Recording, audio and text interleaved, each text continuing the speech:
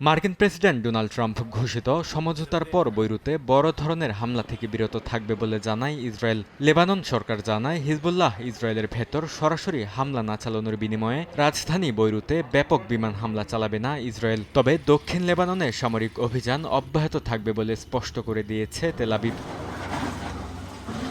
এরই মধ্যে দক্ষিণাঞ্চলের টাইর শহরে জামাল আমেল হাসপাতালের পাশের ভবনগুলোতে ইসরায়েলি বিমান হামলায় বেশ কয়েকজন নিহত হয়েছেন। আহত হয়েছেন শতাধিক মানুষ। ক্ষতিগ্রস্ত হয়েছে হাসপাতালের বিভিন্ন ওয়ার্ড, ইনকিউবেটর ও চিকিৎসা সরঞ্জাম। হাসপাতাল কর্তৃপক্ষ জানায়, কোনো পূর্ব সতর্কতা ছাড়াই এ হামলা চালানো হয়। যদিও ইসরায়েলের দাবি লক্ষ্যবস্তু ছিল হিজবুল্লাহর অবকাঠামো। যুদ্ধবিরতি লঙ্ঘনের অভিযোগে নাবাতিহ এলাকা থেকে বাসিন্দাদের সরে যাওয়ার নির্দেশ দিয়েছে ইসরায়েলি বাহিনী। তাদের দাবি, ইসরায়েল লক্ষ্য করে হিজবুল্লাহ ড্রোন ও ক্ষেপণাস্ত্র হামলা চালিয়েছে। তবে হিজবুল্লাহ বলছে, তাদের যোদ্ধারা দক্ষিণ লেবাননের ভেতরে অবস্থানরত ইসরায়েলি ট্যাঙ্ক ও সেনাদের লক্ষ্য করেই হামলা চালিয়েছে। সীমান্ত পেরিয়ে কোনো আক্রমণ চালানো হয়নি।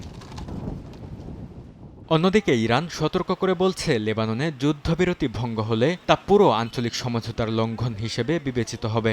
একই সঙ্গে তেহরান ইঙ্গিত দিয়েছে, লেবাননে ইসরায়েলি অভিযান অব্যাহত থাকলে যুক্তরাষ্ট্রের সঙ্গে চলমান পরোক্ষ আলোচনা স্থগিত করা হতে পারে। এই অবস্থায় ওয়াশিংটনে ইসরায়েল ও লেবাননের প্রতিনিধিদের মধ্যে নতুন দফা আলোচনা শুরু হচ্ছে, যা সংঘাত নিয়ন্ত্রণে গুরুত্বপূর্ণ হয়ে উঠতে পারে।